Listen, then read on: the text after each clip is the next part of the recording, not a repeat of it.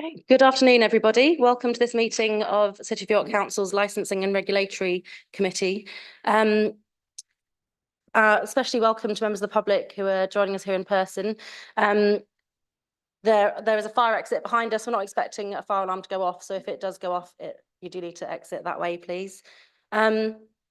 This is a council committee meeting held in public. It's not a public meeting. So people who have registered to speak in advance will be invited to come and speak at the appropriate time. And that is the only opportunity for any sort of public participation. So if you would like to stay for the rest of the meeting to watch, please just bear in mind that you need to be quiet and in the public gallery so that we can all hear everything around the table clearly and without any distractions. Please, thank you. Members of the committee and anyone who does come and speak in public participation, please make sure you use the microphone and move it quite close to you so that everything can be picked up for the benefit of people in the room and anyone watching online. We have a couple of apologies. We have apologies from Councillor Wilson and Councillor Widdowson. So I will move on to the agenda. The first item on the agenda is declarations of interest. Do any members have any interests to declare? Councillor Knight? Sorry, yes, I just think this seems the appropriate moment to say that it's not a declaration of interest, but I will need to leave the meeting promptly at 6:30. So I'm not abandoning you. I do have to be at another meeting. Thank you. Thanks for the heads up.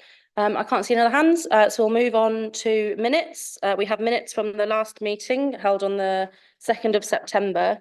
I have one small amendment alteration to suggest, which is on page 7 of the agenda pack, under paragraph 60 forward plan. The final sentence of that first paragraph says he noted that the street trading policy was a statutory policy. I think there's just a word "not" missing there. It should say he noted that the street trading policy was not a statutory policy. Does anybody have any other matters of accuracy or any other changes they'd like to suggest to the minutes? With that one change, can we approve them as an accurate record? Okay, thank you, everybody. In that case, we'll move on to public participation. So we've got some speakers who are here to speak under the general remit of this committee on items that aren't on the agenda today. So we'll start with them and then we'll move on to public participants who are here to speak about the statement of taxi licensing policy. I'll start with Rob Collins. Are you here? Great, thank you. You're welcome to come up the table here. There's a microphone in front of you with a little mic button that you just need to press and that will turn green. And then you've got up to 3 minutes, start in your own time whenever you're ready. Thank you very much. Thanks for your time, councillors of the committee. My name is Rob Collins. I'm a York street trader. We specialise in ice cream in the warm months and hot drinks in the festive period, and we're a local family business. We traded since 2018, and I'm here to ask for your help and basically express my huge concern at how we as street traders are seen and treated. Section 8.2 of the new draft policy, which I'm sure you're all aware, mentions Make a York. This is potentially debilitating to us. But this whole process has highlighted how vulnerable we are and how little a priority we feel we are to the relevant stakeholders. We feel like as a group, we've been passed from pillar to post on this. People have avoided giving us a straight answer, ducked out of meetings. We've had zero reassurances that our businesses won't be fundamentally and negatively affected in the near future. A perfect example of this is that our licenses have been extended until March of 2025. But your next hearing to talk about that is in February. So to put that in context, our most loyal employee for us is Emily. She lost her grandfather, mother in the last 12 months, and her grandmother, who they live with, just 2 weeks ago. Emily's now the head of the family of her 2 sisters and brother, and they have to now find a new house to live in York. And she'll work for us for 4 years, and she's asking for reassurances that she will continue to have a regular work. And I can't give her any reassurances that I won't be laying her off after February.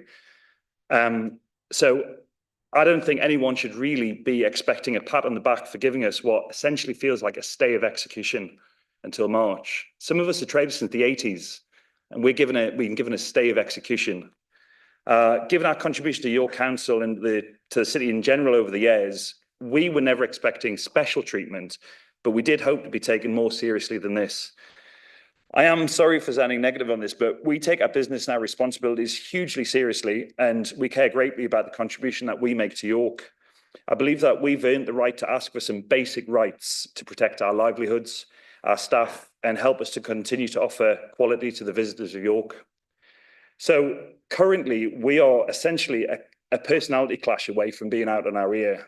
And that sounds extreme, but people change jobs all the time. And these are people who I've never met. And they can essentially make decisions on the future of our business and close us down. And there's nothing I can do to protect my team, the business I've built, and the jobs we create. And simply put, that is not all right. And there's got to be a better way that we can deal and trade like this and work together. So I trust that the opposition to Section 8.2 of the policy draft, which gives making your carte blanche to dictate our futures, I trust that that will be taken on merit. And I do hope that common sense will prevail on that. But more to the point, it's become hugely clear to us that we need better protection and some very reasonable conditions if we are to be acknowledged and appreciated by this city that we serve. So a roundtable conversation early in the year could have solved a myriad of potential issues and saved sleepless nights, and we wouldn't have to pursue this formal route that we are now, but we were never offered that. So You've had 3 minutes now. Could you just wrap yeah, up, please? Thank so you. we've done the legwork and created a very simple and reasonable street traders charter. If you haven't received that, it's a 2-page document. I'll be happy to send it out to you. So what I'm asking is, please, can I ask you to discuss this, and can we incorporate this into the agenda for the next meeting? We've basically been in limbo since March, and we remain so. So with that in mind, I feel that this is a fair request. Thanks for your time. Yeah, thank you for your time coming to speak to us today. The next speaker is Margaret Rush. Great, thank you. Yeah, please go up to the table. The microphone's already on, so just start whenever you're ready, and you have up to 3 minutes. Thank you. Good evening, everyone. My name is Margaret Rush. I'm one of 2 company directors of a York-based ice cream sales company, Graham's Ices Limited. My husband Graham started the business in 1974, when he was just 17 years old, one ice cream van trading around the streets of York. A determination to succeed and sheer hard work created the much larger company we run today. And this year, 2024, we were proud to celebrate 50 years of trading. Graham has lived in York all of his life. Our 4 children were born here, attended local schools and colleges, now live and work locally, continuing our family's contribution to the life and economy of the city. Over the last 50 years, we have established excellent relationships with numerous organisations and workplaces. We have supported hundreds of fundraising events throughout the city by attending with our ice cream vans, contributing thousands of pounds to local good causes in return for the opportunity to trade. We have shared in the joys and sorrows of our customers by attending family events, weddings, religious celebrations, even funerals. And we are now seeing our 4th and sometimes 5th generation of customers. We have provided employment for a significant number of local individuals over those years and valuable work experience for our own children and several other young adults, as well as offering advice and practical assistance to others in the ice cream trade. We are members of Indie York, the York Street Traders Association, and the Ice Cream Alliance. The Ice Cream Alliance is the UK trade body for the industry. On a personal level, I served for 7 years on their National Executive Council, representing the interests of members in Yorkshire, and this culminated in a year's service as National President. As a long-standing ice cream supplier to some of the city centre traders, any uncertainty about the future of their individual businesses will affect our company and the companies we buy from, all the way through to the beginning of the supply chain. We understand firsthand the difficulties street traders face, and as well as participating in the consultation process around the proposed street trading policy, we have come together to form the York Street Traders Association and compiled a Street Traders Charter, which we hope to see considered by this committee and adopted. This would offer us all greater security and ensure continuing high standards. It is important for you all to appreciate that there is so much more to the street trader than the stall or the vehicle that you see. Collectively, the York Street Traders have decades of knowledge, skills, and experience in all aspects of our particular trades, and we have much to offer the policy consultation. Our priority is to safeguard our future within York, and we want to work with our local councillors in order to achieve this. After months of uncertainty, the licensing department and Make It York have now indicated that they are willing to speak with us. This is very welcome, and we look forward to meaningful and productive dialogue. As local residents, we trust our elected representatives and those employed by our local council to make the right decisions for local people and local business. We expect honesty, transparency, and above all, fairness.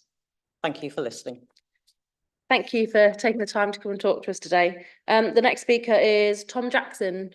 Again, the microphone's already on, so you're welcome to just come and join us at the table and start when you're ready. And you've got up to 3 minutes. Thanks. Thanks again for allowing me to speak today. I just wanted to give a quick update on our position with regards to the street trading policy. I wanted to make it absolutely clear that we're happy with the vast majority of the policy. The only sticking point remains the section 8.2, which grants Make It York the power to remove us during the busiest times of year. After further digging, we're still unsure what the actual reason is for 8.2 and who's behind it. I met with Lisa Grimley and Don Berry from Make It York a couple of weeks ago, and we discussed plans for this year's market, and there were no issues with our St Sampson's Square pitches, as has been the case since Make It York began running the market next to our trading pitch about 10 years ago. It did become clear that they were facing challenges with peddlers and nighttime street traders and felt powerless to take action. And while I understand their frustration, these specific issues that should be addressed individually between Make It York and the licensing department. If section 8.2 of the draft has been introduced purely in order to address these minor issues, it'd appear entirely inappropriate and deeply unfair when you look into the real ramifications that section 8.2 would have. I did ask at the meeting Lisa Grimley at Make It York how she would use this new power if granted. She declined to speculate since it's only hypothetical, which I understand. However, she did mention that they would love to explore different ways to use the space and reimagine St Sampson's Square. There was no mention that we would be included in those plans. This obviously sent alarm bells ringing. Councillors, please recognise that despite what anyone may claim, section 8.2 would not simply be used to resolve logistical issues with street traders. This part of the policy would in fact be used as a power grab. Make It York have expressed interest in using the space differently, displacing long-standing family businesses, and there's no doubt they would prioritise profitability for themselves while completely undermining the business we've spent decades building. And we'd have no rights or protection against this. And additionally, it's important to note that this would also result in a significant loss of income for the council directly, currently generated through the street trading policy. I'd like to ask directly, one, how do we get the street trading charter on the agenda before our fates are sealed in February? And two, can you ask the licensing department directly to protect our right to trade during events in the city centre, as opposed to leaving us high and dry? We look forward to meeting with Matt and his colleagues next week, as well as representatives from Make It York. And I did want to take this opportunity to thank Leslie and Matt publicly for meeting with us. Finally, I'd just like to ask all of you again to stand with the street traders who have dedicated their lives to this city for decades. Thank you very much. Thank you again for taking the time to come and talk to us at the meeting this evening. We haven't got the street trading consent policy on the agenda today, and we haven't got an update since the last meeting. It was just too recently, but it is on the agenda for the next meeting, and I know you're communicating behind the scenes as well. So the rest of the speakers are all about the statement of tax and licensing policy. So we'll start with Arshad Mahmood. Are you in the room? Great, thank you. Yes, welcome. Come and take a seat at the table. The microphone's already on, so just start whenever you're ready, and you've got up to 3 minutes. Good evening, everyone. Thank you, Chair. Once again, licensing and regulatory committee have responsibility to make a decision on our new taxi licensing policy. As a chairman of York City Taxi Association, my proposals are as below. Black color just for Hackney would be harsh decision and 3 years deadline to change the color of existing Hackney taxis once the new policy is in effect is not reasonable. If committee decides to go for black only taxis, then it should be when we putting a new taxi instead of replacing the existing one. And it should also exempt wheelchair taxis, as they hard to find in black color and they're expensive. And committee should also question what powers committee and City of York licensing have to stop black color private hire and black color out of town hackneys currently working in York before imposing this condition on the York licensed hackneys. Regarding age limit, as long as the car meets the Euro emission standards and well maintained, it should still be re-licensed to drive. Taxi drivers maintain their cars more than regular cars, as it regularly get service after certain miles. Get MOT at separate time and get tested around the renewal time, which is good enough test process to check that the car is roadworthy and environment friendly. Biggest drawback is everyone aware mostly drivers buy used car to cut down the cost. In this particular case, car owner already lose the years of validity in terms of age of car unless all car owners buy brand new cars. With freight is facing significant decline, it would be impossible for car owners to afford a brand new car, and eventually it will drive them out of the business as it's happening in London. If committee decides to go for the age restriction, then it should not apply on the hybrid cars, and it should not apply on the wheelchair taxis as well, including Euro 5s. CCTV should be optional as recommendations, and allowing factory fitted tinted window is long overdue, and it should be in line with other surrounding authorities. Instead of making operators to have wheelchair accessible taxis, practical steps should be taken to keep more wheelchair taxis available on the road. And operators like Uber need to be made accountable who are driving existing wheelchair accessible vehicles out of business without providing wheelchair accessible taxis to disabled customers and have no interest in taking on any wheelchair accessible vehicles. Council should encourage and promote locals to use Hackney Carriage, and Hackney Carriage is the true representative of City of York and facilitate the locals. Let's keep this traditional way of getting taxi alive, and we should play all our role in it. Thank you so much. Thank you for taking the time to come and speak to us today. The next speaker is Gary Graham. Thank you. Yeah, coming up to the table, come and join us. The microphone's already on. Got up to 3 minutes and just start whenever you're ready. Good evening. My name is Gary Graham and I've been a taxi driver in York for over 20 years. The survey question 5, vehicle colour. Item 31 states that the legal challenge from Mr. Tom Brown in March 2009 was understood to only be successful due to a lack of consultation. Please take it from someone who was there at the time that there was no mention of a consultation or lack of. I would like to ask, has this council or does it intend to apply to the courts to have the 2009 decision overturned? We have taken legal advice and have been informed that the legal stance still stands and a precedent was set. Even if the decision had been made upon the lack of consultation, this one we are discussing today wouldn't fly. Out of the people who agreed or strongly agreed with black, how many of them would still have voted the same way had they been made aware that they are voting against the previous 2009 court decision? A uniform colour in York is not necessary to help identify York Hackney carriages, as the York crests on the doors and the illuminated light on the roof more than takes care of this and shows the public it is a York licensed vehicle. You state 51% had agreed or strongly agreed to be black. This figure of 51 could only be achieved if you don't count the people who just ignored the colour section on the consultation.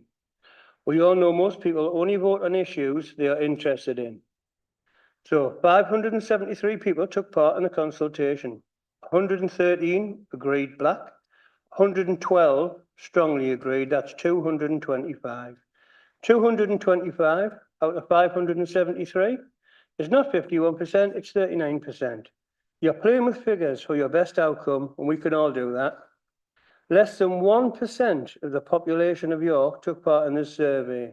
Therefore, over 99% don't want black. Thank you.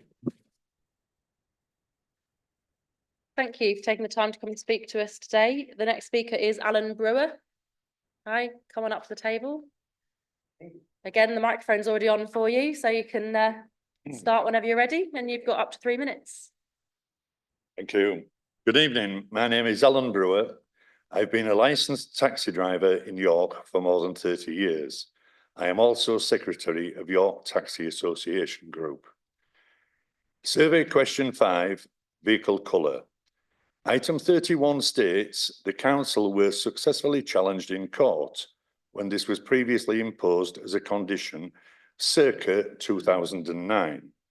However, it is understood that the challenge was only successful due to the lack of consultation surrounding the implementation of the condition, not the condition itself. Circa is vague. It is understood is not definitive. This makes me question what evidence do the council actually have to support this statement. After the hearing, the papers reported, "It's a fair decision," Mr. Brown said about the cab colour judgment. "I think it was a ridiculous condition in the first place. It has nothing to do with safety." The council had hoped all taxis could be painted black so that they could be easily distinguished in the streets. A council spokesman said, "We welcome the advice of the district judge. The council will now be taking legal advice and reviewing its policy in relation to black hackney carriages." The paper also stated, "This landmark judgment means the council could face other legal challenges if it enforced the condition against other taxi drivers. After 15 years, this judgment still stands and a precedent has been set. I find it immoral that the council have not been open with the residents of York. They have not given the full information before being questioned. York Disability Rights Forum responded to the consultation by saying insufficient information had been provided for participants to give a meaningful response. There was a distinct absence of context. The question should have never been asked. People only complete surveys if they have strong views, one way or the other. The figures supplied by the council can all be substantiated, no doubt, but they have been reported to meet their own ends. We can all play with numbers. 2/3 of respondents who identified as having a mental or physical condition agreed that hackney carriages should be black, 66%. This was correct, but the same group were only 18% of the 225 persons who agreed. I could say that out of the 573 persons that took part in the consultation, then only 39% agreed to black. 99.2% of the residents of York did not take part in this consultation. 99.9% of the residents of York did not agree to black. Question 3, legacy rights. The timeline of 3 years should never have been proposed. It is insufficient. Now. Do you mind just wrapping up, please? Pardon? You've had 3 minutes now. Do you mind just wrapping up? That's 3 please? minutes. Right, where are we going to this? Disabled groups are crying out for more wheelchair access vehicles. Of the currently licensed hackney WAVs, around 15% will have to be replaced by the end of 3 years. The survey shows one WAV driver is doubtfully will renew after his legacy rights. The survey also shows a driver having travelled to Portsmouth to buy a WAV. As of this morning, there are 14 used WAVs nationally advertised on eBay between £10,000 and £20,000. That would meet the colour and emission standards. From the photos shown, only 4 of them. You've had 4 minutes now, so I'm going to ask you to stop, I'm afraid. Thank you very much. Hopefully some of the other speakers will make the points that you wanted to make. Thank you for taking the time to come and talk to us. Daniel Smith is next. Are you here in the room? Great, thank you. Welcome. Come and join us at the table. The microphone's already on, so you've got up to 3 minutes and start when you're ready. Thank you. Yeah, my name's Daniel Smith. I'm here to talk about the tints. I ain't got a big speech because I've had an accident over the weekend, so I've had nothing to prepare. I think we should be given more leeway on the factory tints. As my colleagues have spoke about, is the black taxis. If that comes in force, out of them 14 that Alan mentioned, only 4 out of them 14 in this country were viable because they all had black tinted windows. And we have no way of finding if it's 30% or not. That 30% light transmission needs given an extension. I Googled it today. 70% of vehicles coming out of factories have vehicle tints now. That's so they can't guarantee that that light transmission is 30%. We need more leeway on that. It needs to be slightly more or given a leeway. So because if we go down to say Portsmouth to buy a vehicle, we can't take a light transmission gun with us. We come back with it. Sometimes it can be over £2,500 to change them rear windows. It costs too much. We need bigger leeway on the factory tint windows if it comes in force. And if it doesn't, it's costing us thousands to change windows. That's all I've got to say. Thank you. Thank you very much for coming and taking the time to speak to us. Next is Mohammed Ifra. Yes, yeah. We did send an email because he's not well. Oh, right. Yes, sorry, we did agree that in advance. So that's fine. Yeah, you're welcome to come and speak. Again, the microphone's already on, so you've got Thank you. up to 3 minutes. Thank you. Right. Thank you, Madam Chair, elected members. I'm Mohammed Isra, Secretary of York Taxi Association. I would like to address the issue on taxi and private hire vehicle age limits. The best practice guidance states licensing authority should not impose age limits for the licensing of vehicles. Instead, they should consider the more targeted requirements to meet their policy objectives on emissions, safety rating, and increasing wheelchair accessible provision, where this is low, as per best practice guidance 8.4. While I understand the goal is to promote safety and reduce emissions, this policy is creating serious challenges for taxi trade in York. Many drivers own their vehicles that are well maintained and can last longer than 10 years, yet they are being forced to replace them under the new policy. This puts a heavy financial burden on drivers. The Euro 6 diesel vehicles meet these standards and are nationally recognized as cleaner, low-emission vehicles. In fact, the Euro 6 diesel vehicles are certified as lower emission vehicles under the Quality Act. Sorry. So Euro 6 diesel cars are allowed to enter ULEZ in London and clean air zones across the country without facing charges, showing that they are considered environmentally friendly and meet these strict emission standards. We all agree that moving towards cleaner, greener vehicles is crucial, especially with the UK 2030 reduction and 2050 net zero target. Taxi drivers are ready to make this shift, but electric vehicles or other cleaner options are expensive, and many drivers simply can't afford them. Without help, if the council is serious about meeting its climate goals and improving air quality, it needs to support drivers by offering financial assistance, whether through grants, low interest loans, or other funding options. This will help drivers transition to greener vehicles without being pushed out of their livelihoods. I urge the council to reconsider the 10-year age limit and focus instead on vehicle conditions and emissions in line with best practice guidelines. Thank you. Thank you very much for taking the time to come and talk to us. The final registered speaker this evening is Stephen Brown. Right, thank you. Welcome. Come and join us at the table.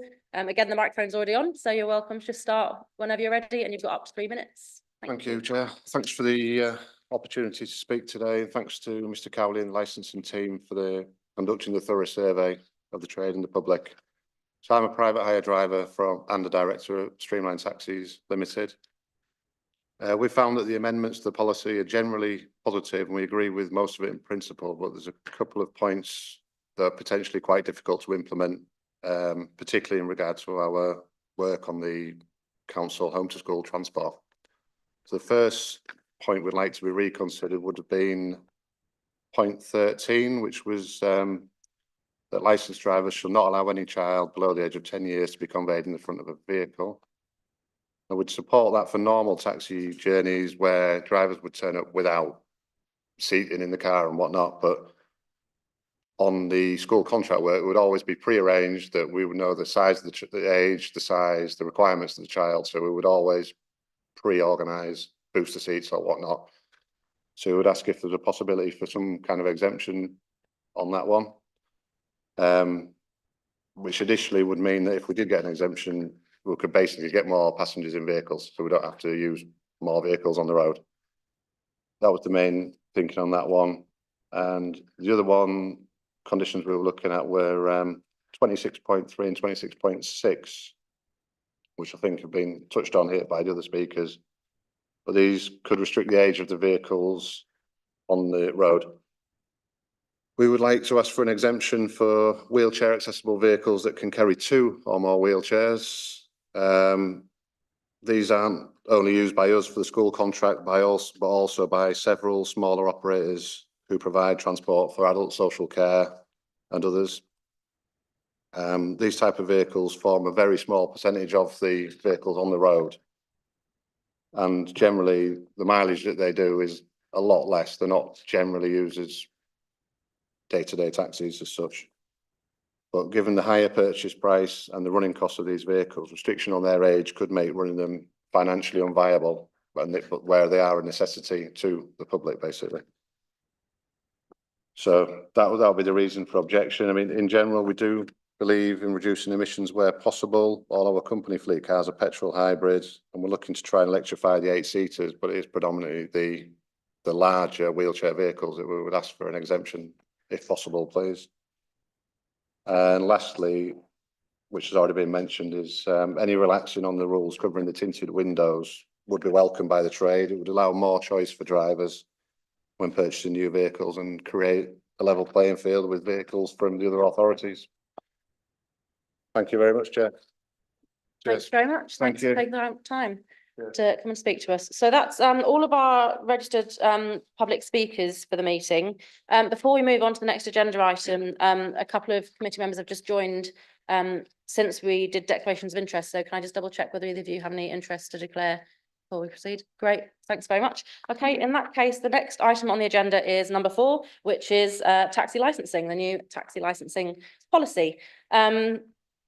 So we've had legal advice, which is that in order to take part in the debate and the vote on this, all committee members need to have been present for all of the information and debate and everything. So please don't leave to go and take a break. We will take breaks. Well, when you need them, we'll take a break. So please stay to hear everything. Okay, so before I ask officers to introduce the report, I just wanted to say that this policy is the culmination of about 2 years of work. A lot of work has gone into it, 3 years of work. A lot of work has gone into it by officers, by members of this committee from all parties who are still councillors now and people who, you know, under the previous administration, and a lot of work from members of the public, the trade, various local community groups. So I just want to start by saying that and thank everyone for their work that we're about to discuss. In terms of how we structure this, because obviously it's quite a big policy document and there's quite a few different aspects. You know, we've heard some of them have been raised in public participation. So in terms of how we're going to kind of structure this, I'll ask officers in a minute to introduce the report, and then I think we'll go into detail on different aspects one at a time, and so we can have a bit of structure and organisation. So I've made a list of all the things that I think we need to make sure we discuss, get more information on and debate in the meeting, which are vehicle age limits and emissions, window tinting, vehicle colour, door signage, knowledge tests, large private hire operators and providing wheelchair accessible vehicles, subcontracting and what information is provided to customers, licence penalty points, and a bit about how operator applications are dealt with. So we'll go through all of those one at a time, focus on each one of those things one at a time, and then if any members of the committee have any other aspects of the policy that they'd like to bring up, you can do that at the end. Okay, does that work for everybody? Okay, I'll invite officers to introduce this for us, please. Oh, and could you all introduce yourselves first time you speak? Great. Thank you, Chair. I'm Matt Boxall, Head of public protection. As you've seen in the papers, this report is seeking members' recommendation for approval by full council of a new taxi licensing policy. The council meeting we are aiming for is next month on the 21st of November 24 with a fair wind. Okay, as said, I don't propose to go through the whole thing at the moment. I'm going to leave the individual sections as you debate them. I'll introduce them at that point. Just a couple of points, just to flag, if I may, though, just at the outset. I need to flag the statutory standards that are referred to throughout the report. These are primarily aimed at the protection of children and vulnerable adults. The Department for Transport expects these statutory standards to be implemented unless there is a compelling reason not to. But it will become apparent that we are recommending statutory standards such as the DBS checks, etc., are adopted. So I don't propose to go through those bits that are in the report unless you wish me to at the end when there's anything else that you wish to discuss. And then it gets slightly more complicated by the fact that the Department for Transport have also issued best practice guidance, and these cover many of the other aspects of taxi licensing policy that have caused licensing authorities difficulty in the past. They don't, or at least they try not to touch on the statutory standards. There are some bits where there's crossover, but it will become apparent in terms of the best practice guidance that we're largely recommending that that's followed, but not always the case. And where that's not the case, reasons are given in the report, and I'll elaborate that as I go. And then last but not least, I just wanted to echo what the chair said about the public participation in this. There was an extensive consultation exercise. We had a huge response, and we're very grateful for all the contributions that were made. Lots of feedback, and it's also enabled us to drill down into the impact of the proposals on different groups with protected characteristics, and that's all thanks to people responding to the consultations. That's it for now. Okay, thank you. So in that case, can we start by talking about vehicle age limits and emissions and the features of that in the policy? Yeah, absolutely. So the best practice guidance states licensing authorities should not impose age limits for the licensing of vehicles. Instead, they should consider more targeted requirements to meet their policy objectives on emissions, safety rating, and increasing wheelchair accessible provision. So to this end, the consultation proposed vehicles only being licensed if their emission levels are Euro 6 or better. Furthermore, it recommended vehicles only being licensed up to 10 years old, which is an age limit. But this is to prevent vehicles continuing to be used after their emission performance has deteriorated. And the policy, and it's also designed to encourage more wheelchair accessible vehicles and the cleanest, greenest, environmentally friendly ULEVs, such as plug-in electric vehicles, where there is no age limit proposed. And the idea is that that will encourage better take-up of those vehicles. 63% of all respondents agreed with this approach. Furthermore, of the respondents to the general survey who identified as being part of the taxi trade, just over half agreed or strongly agreed with the proposal. And of the residents who identified as, of the respondents who identified as residents, 68% agreed or strongly agreed with the proposal. The proposed wording is in paragraph 25 of the report. It is as per the consultation, except it was amended slightly to note that petrol and diesel hybrids must not be under 12 years old. As I say, the policy is encouraging ULEVs, the very highest standard that currently exists of lowest emission vehicles and wheelchair accessible vehicles. The consultation went on to ask about legacy rights, and it was proposed that all licensed vehicles which do not currently meet the standards will keep the licence for a maximum of 3 years from the date the new policy starts. Again, 63% of respondents agreed with that.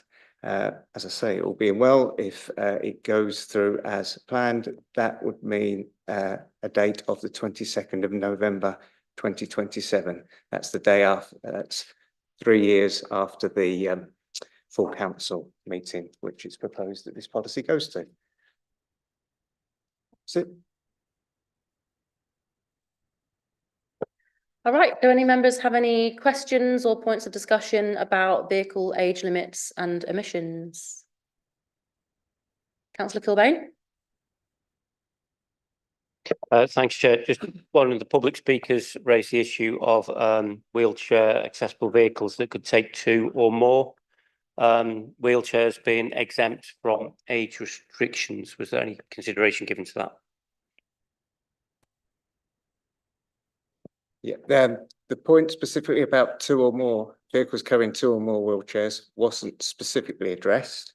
It would be caught within the provisions of the general policy, which would mean that providing they are Euro 6 or better, and I'm not sure what they are, they would have no age limit upon them. If they, as it stands, if they are not Euro 6, then come the whatever I said of November, what I said, 22nd of November, what the date was in November 2027, then they wouldn't be licensed. Is that right, Dave? Councillor Mason? As a non-driver, I've got zero idea really about Euro 5, Euro 6, what the difference is, when they started, when they ended. Can you give some context of how much extra does that, what does a Euro 6 mean over a Euro 5 in terms of age limit? How long ago did that change, etc.? Yeah, David Cowley, taxi licensing manager. The Euro 6 was an emission standard that came in 2016. So currently you're looking at sort of 7, 8, 9-year-old vehicles for that Euro 6 standard. Oh, sorry, go ahead. So potentially some of these older vehicles are probably pre-2016 that the speaker was referring to. Yeah, that's correct. Some of the vehicles that are currently on, as oldest vehicle on the fleet is 18 years of age, which is going to be a Euro 4/5. And is there anything that counterbalances those type of vehicles in terms of more regular checking if they're older, or is that a potential? We do. We undertook some checking of vehicles, and we did a dip sample of the oldest vehicles on the fleet. Now the vehicles currently are inspected every year by the council on an annual inspection. And they then have a secondary test or an MOT as part and parcel of that check every year. On the oldest 5 vehicles under the private hire range, based on the last 5 annual inspections, most of the vehicles failed significantly on that inspection and needed to be suspended. And a suspension is where something dangerous is in place, which prohibits that vehicle from being used until it's rectified. We did the same dip sample for Hackney carriage vehicles and took a dip sample of 3 years for Hackney carriage vehicles, based on the oldest vehicle being 15 years of age. And again, out of 3 annual inspections, every single vehicle was suspended once on that inspection. Councillor Waters? Thank you, Chair. Well, just going back to that, when you said that the vehicles were suspended, were they then put back into service when the faults were rectified, and were they suspended because of emissions problems or mechanical problems? The vehicles were suspended because of mechanical problems, significant mechanical problems, and yes, they were put back into service after being rectified. So the question I wanted to ask was, when this survey was undertaken, how many wheelchair accessible vehicles are there licensed by York, and what are the ages of these vehicles, i.e. how would this policy affect the amount of wheelchair accessible vehicles in the fleet? Because one of the speakers said about, the cost of replacement and how it would drive them out of business. Are we shooting ourselves in the foot if we're not careful? I mean, currently under the new policy, wheelchair accessible vehicles would have an open age at Euro 6. Based on the figures at the moment, there will be 11 wheelchair accessible vehicles on private hire that are over 10 years of age and 12 wheelchair accessible vehicles over 10 years of age on Hackney Carriage. These vehicles are being replaced on a regular basis anyway as part and parcel of a rolling programme by drivers. So that's 23 vehicles out of how many? Currently we have 90 vehicles on wheelchair accessible. So it's a potential impact on quite a significant amount then.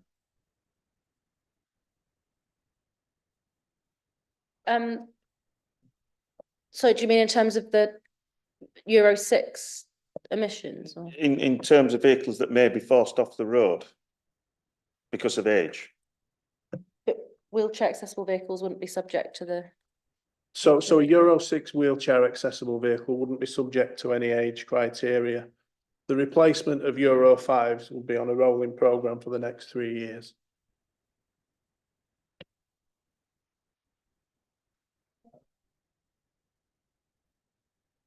Are there any other questions about vehicle age limits and emissions? Yeah, Councillor Villiers? So just to clarify on that, do we know how many of those ones are Euro 5s? Just so we know how many would have to be replaced. Yeah, all of those vehicles would be on a Euro 5. Because they're over 10 years of age. So just going back then, potentially, that's 23 out of 90 that could go. All right, Councillor Myers? Thank you, Chair. So just following that up, it is about a fifth of the fleet are going to be over 10 years old, so they'll be required to upgrade or be replaced in the next 3 years. What is the council doing to help facilitate that with the taxi associations and drivers, or is it just that the stick of losing the license which is being used? Are there any financial incentives?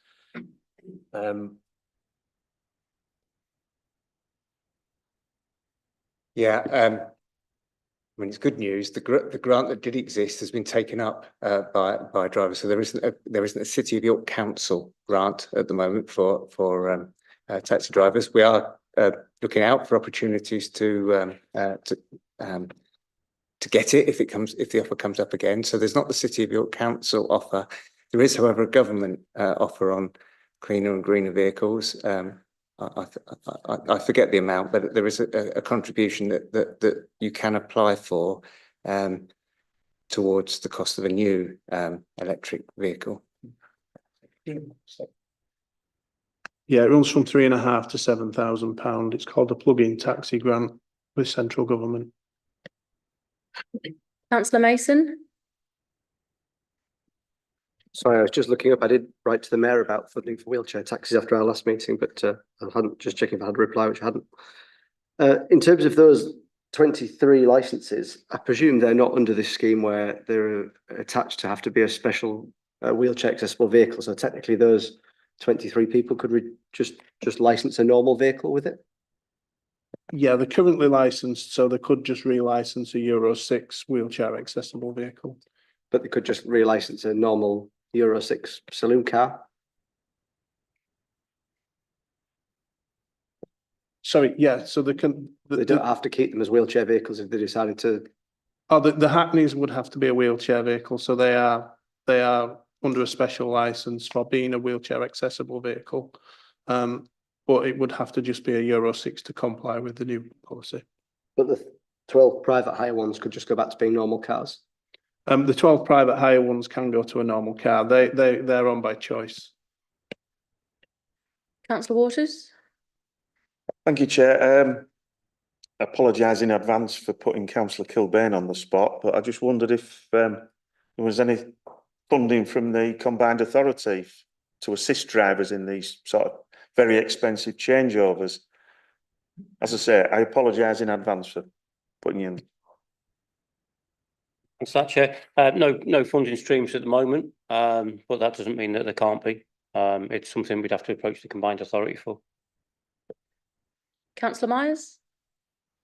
Yeah, I just wonder about more widely about the whole taxi fleet, private and Hackney, and what the age profile is at present compared to previous years? Are we seeing vehicles becoming older or newer vehicles? What's the cycle look like at the moment? My question's guided by wanting to understand, I guess, how we're performing as a council compared to other local authorities on trying to have lower emissions, but also noting that this is outside best practice guidance for our new taxi licensing policy, and that is a bit of a concern to me because it is expensive, and I just wonder what that profile is, how we're performing. Yeah, we are getting replacement vehicles on every sort of month. Figures on testing at the moment are that we have had probably about 50 or 60 new vehicles over the last 2 years, as we've come out of sort of post-COVID. We currently have 75 vehicles that are over 10 years of age, or will be when the policy is introduced, or if it's introduced. And there'll be 12 Hackney carriage vehicles that are over 10 years of age. However, like I say, the vehicles are getting replaced on a regular basis by natural means. Councillor Mason? I don't know if you're at the stage yet of trying to look for a way forward to move this on, but I'm happy to suggest something if we feel like we are. Yeah, I was about to when there was no more hands, so yeah, go ahead. I'd be happy to propose for Euro 5 wheelchair accessible vehicles, we give them a longer period to change, but we subject them to more frequent safety testing. So maybe every 6 months or every 12 months, and maybe give them an extra 2 or 3 years to transition. Thanks. So in terms of a proposed change to the draft policy, are you referring to the kind of the implementation date being longer than 3 years? For Euro 5 wheelchair accessible vehicles, yeah, but subject to extra safety checks. Okay, thank you. So we'll do all the voting at the end once we've discussed all the policy, but I think, yeah, if that's been proposed now, it'd be good to maybe second it now and debate it now while we're on the subject. Councillor Waters? I'd be quite happy to second, but I just wonder whether it ought to be a 3-year extension, taking it up to 2030, which is a significant date, shall we say? So, sorry, Councillor Mason, did you propose a kind of specific time implementation date or an extra 3 years on top of the 3 years that we're allowing anyway? I'm happy with. Okay. I can't see any other hands. Is there any kind of debate or discussion on that? Sorry, one second. Do you want to respond to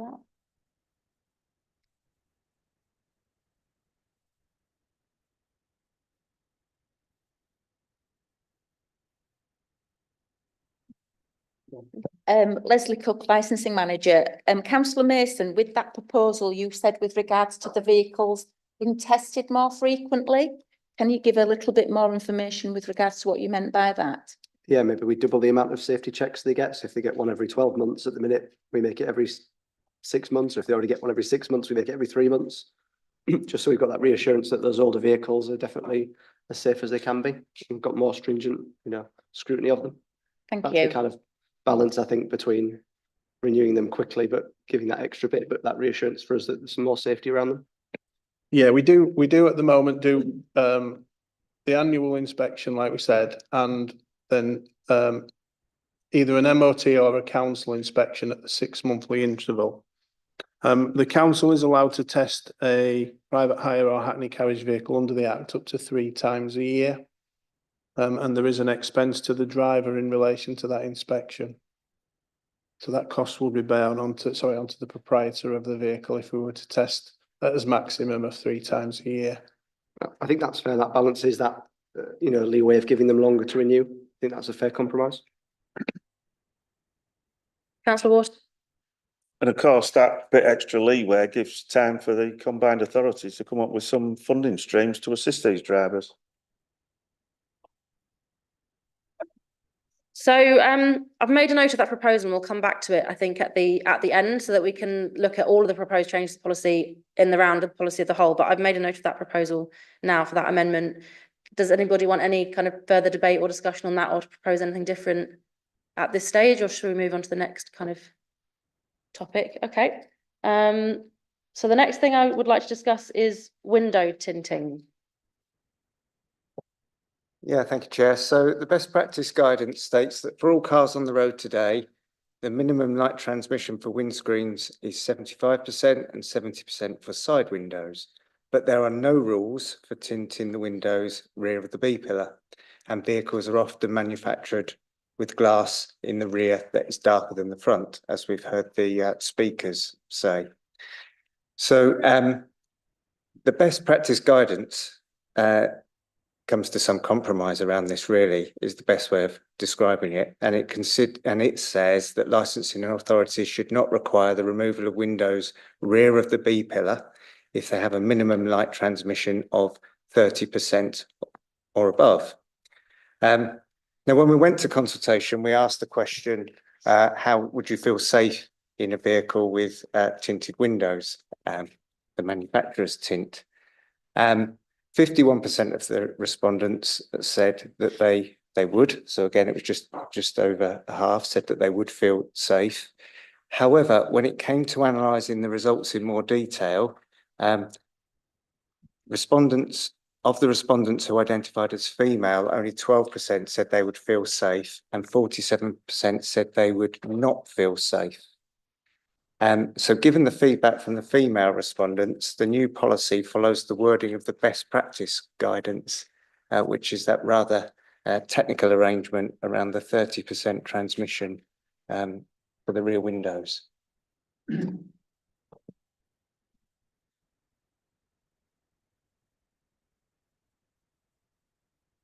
Don't know if you heard that. Yeah, I was just asking officers what it is currently in the policy and whether this is a change.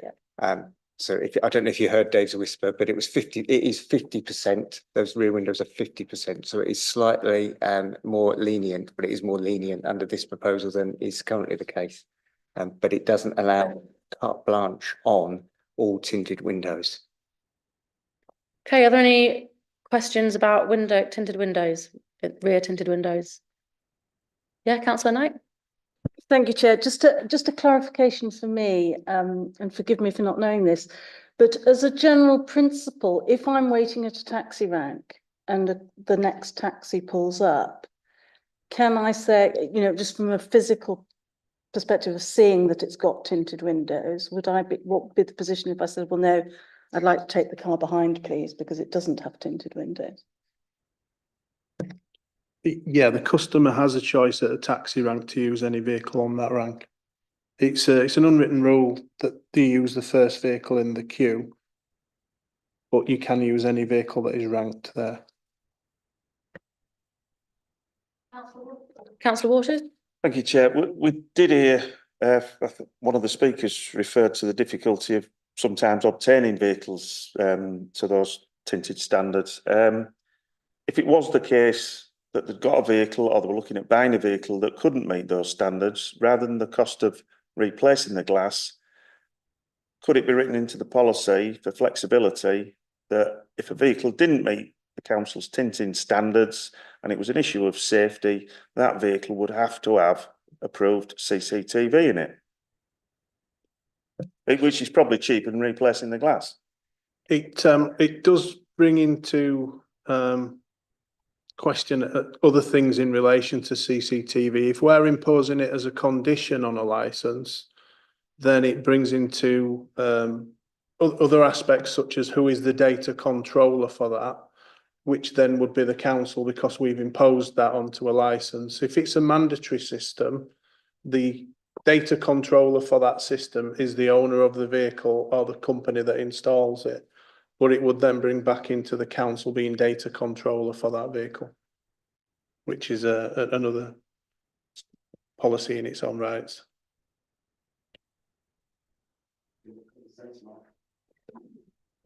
All I'm just trying to get through to everybody is taxi drivers are just ordinary working people. And to be imposing cost after cost after cost without trying to be flexible is just ain't right to me. We've looked at this, and I think the Department for Transport looked at this, and a normal vehicle such as a Ford that come out of factory have various levels of tint within the windows. Roughly, most of the tinted windows in vehicles are around about the 30% mark. However, it can then go down in percentages to becoming limousine tint, as it's called. And again, this is a choice from factory, but we as a council would offer free tint checks at Hazel Court for anybody wanting to check a vehicle prior to licensing it. The only problem I could see there, as one of the speakers referred to, vehicles are difficult to source, and if you're having to drive to, where was it, Portsmouth, you're not going to drive it from Portsmouth to take it to Hazel Court to then file it, it doesn't pass. Are there any other questions about window tinting or any points of debate or discussion, or any proposed amendments that anybody would like to make? Councillor Mason? Is there any kind of academic evidence about tinted windows and crime, and, you know, is there any, you know, is it just a myth? Is there a, you know, real link between tinted windows and crime or violence in taxis? We looked at it for obviously York, and because we had a tint policy in place anyway, so there's no crime statistics there for that. In relation to North Yorkshire, there wasn't anything that came back relating to tinted windows in vehicles. It's obviously about same as the consultation says about feeling safe in that vehicle.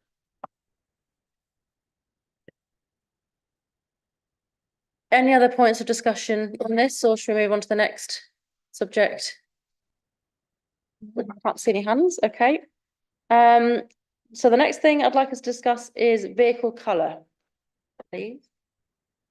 Yeah, thanks, Chair. So in relation to vehicle colour, the best practice guidance recognises that members of the public can often confuse private hire vehicles with taxis, and greater differentiation in signage will help the public distinguish between the two elements of the trade, and signage we'll come on to in a minute. Whilst the best practice guidance doesn't explicitly state that hackney carriages should be a specific colour, it does say that where licensing authorities require them to be a particular colour, they should prevent private hire vehicles from being the same colour. And then make some additional recommendations about signage, which we'll come on to. So in terms of the survey, again, the results of the feedback were fairly split. 51% of respondents strongly agreed with the proposal that taxis should be black to help with public safety. But again, of the respondents who identified as female, over 61% agreed with the proposal. And then in terms of people who identified as having a mental or physical condition lasting 12 months or more, 2/3 of the respondents agreed or strongly agreed that hackney carriages should be black. So given the results of the feedback from these groups with protected characteristics, the policy recommends, the policy states that all taxis will be required to be black, and therefore private hire vehicles will not be black. Probably next for now. Okay, any questions about vehicle colour? Councillor Hook. Thank you, Chair. Can I ask a really daft question? Are we saying that by implication that if they're black, they're safe, if they're not safe, that we're not requiring private vehicles to be safe too? No, it's not. It's about the ability to recognise hackney carriages, which of course you can hail in the street, wave down and jump into, as opposed to private hire, which you need to pre-book, as opposed to any old car, which you don't want to be jumping into. So the idea of them being black, as is done in other places where they identify a specific colour, or they might be required to have a certain coloured bonnet or anything like that to make them more distinguishable, that they can be identified as hackney carriages that you can flag down and jump into. And that's the safety aspect. Councillor Kilbane? Thanks, Chair. My understanding from the speakers was that this was challenged in court in 2009 and found to be not be legally enforceable. Is that the case? It was a magistrate's court decision. The reason why it's phrased as it is was because I haven't been able to get great detail on this, but it was a magistrate's court decision, and the understanding I have is that it was the reason why the judge determined that the policy or the condition against this particular driver, not the policy as a whole, but the condition on this particular driver couldn't be upheld, was because we hadn't carried out sufficient consultation prior to imposing the condition. This is extensive consultation in which we've got protected characteristic groups saying that they would feel safer if the acne carriage colour was black. Councillor Wharton? Thank you, Chair. With respect, Matt, will we actually get to see this judgment? It's already been said that they're looking to challenge on the basis that that decision has not been set aside. And we're being put in a position of having to decide that tonight without actually seeing what, because obviously it predates most of us. It predates me as well. Yeah. So in fairness, legal ought to be giving us some guidance on that before we make a decision. Because it's a magistrate's court judgment, I haven't been able to get details of the judgment. It's magistrate's court only, so it's not binding. As I say, I think you can make a decision on the basis of what you have before you. Do you think it's a safety consideration that acne carriages should be black? And the results of the consultation are suggesting, certainly in protected groups, that is the case. Just while I've got your attention, so what is the policy of other licensing authorities with regards to private hire? For example, Wolverhampton, will they stop black private hire vehicles being driven in York? Because you're trying to impose that on York licensed private hire. To answer the specific question, no, because we don't license the vehicles in Wolverhampton. So no, we couldn't impose a condition that would say that Wolverhampton vehicles shouldn't be black. So if we imposed a condition that acnes in York had to be black, and we're playing it up on the safety angle, wouldn't it make the situation even more unsafe when you see black vehicles licensed by Wolverhampton and wherever? You know, there'll be a big song and dance about we're imposing this colour restriction on York taxis, etc., etc. People will read that in the papers, and then Wolverhampton vehicle turns up. What's this? Yeah, so that's why it goes hand in hand with the black and having the livery on as well, in order to just be more recognisable. As I said, some places require a white bonnet and other things. We're not proposing going that far. It is black with the livery to make them more readily identifiable as vehicles that you can flag down and jump into.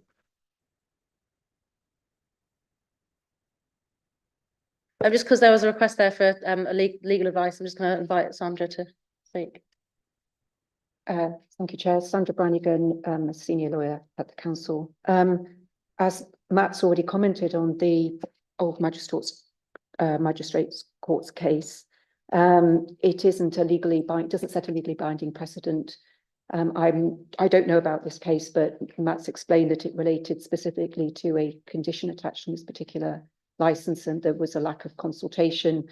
There is no legal reason in principle why members can't have a policy which regulates the colour of a carriage vehicle, if there's reason to do so. Councillor Mason? Thanks. I think the aim is good, and I think it's a great aspiration. I think the deregulation of taxis is our biggest challenge, actually, and I think what Councillor Waters was saying probably is the whole thing that undermines any effort for us to do anything in this regard. And I suppose the same for any person that has a private hire vehicle that's black that thinks, well, I'll just get it hire license somewhere else.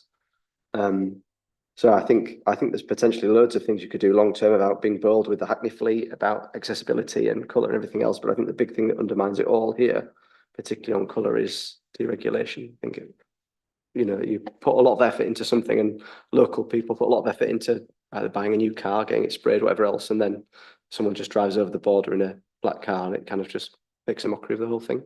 Which I said is not our officer's fault, but that's just the system we're working in. Thank you. Yes, Councillor Hook. Thank you, Chair. I mean, the thing that would make me jump into a car would be the insignia and other things, because there's so many other black cars on the road. That's what I would look out for. I would think, does it look a bona fide, Hackney cab, rather than just by the colour? Yeah, we'll come on to that in a minute. I think it might be next on the list. We might need to consider them together. Councillor Avilius. Yeah, agreed. I think the two things come hand in hand, the colour and the branding. But one of the speakers mentioned that it's harder to find your wheelchair accessible vehicles in a black colour as well. And so I just, and also how quickly we're asking people to change over to having the black vehicles. I think it's 3 years. Does that mean that there people are going to be forced to replace, or they just have to respray within 3 years?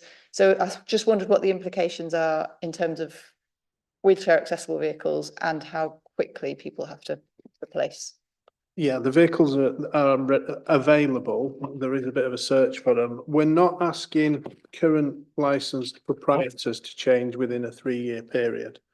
If somebody at this present time had a Hackney carriage, which was a saloon vehicle, which was 3 years of age, which met the Euro 6, they would then be looking at another 7 years before they would need to change. So it's on replacement of that vehicle.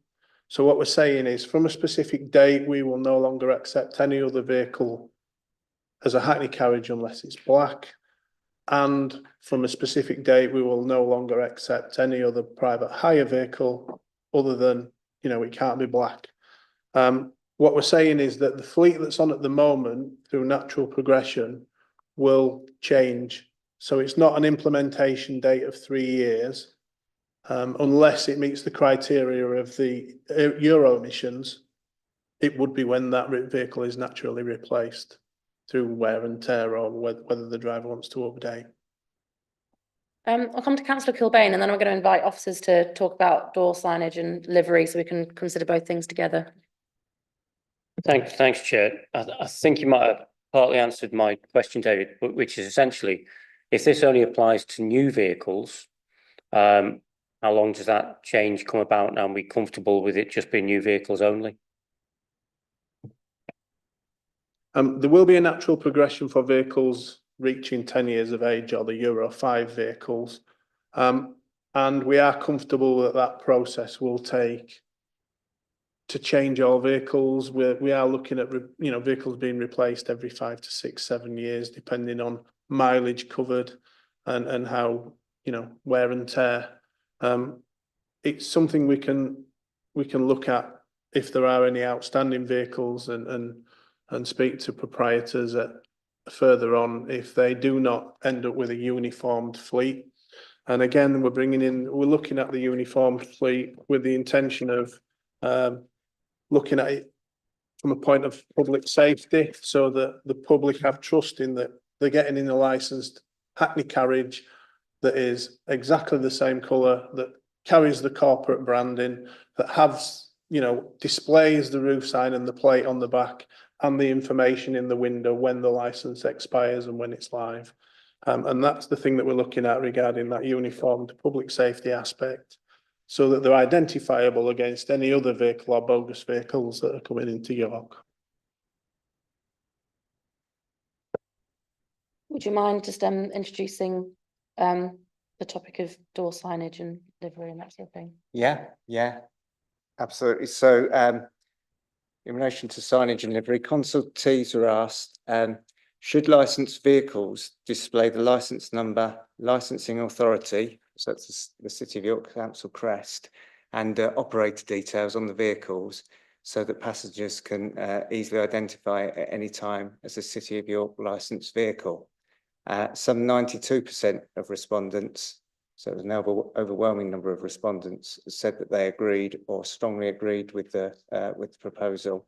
And then when you dig down into groups with protected characteristics, such as females, 100% of respondents agreed.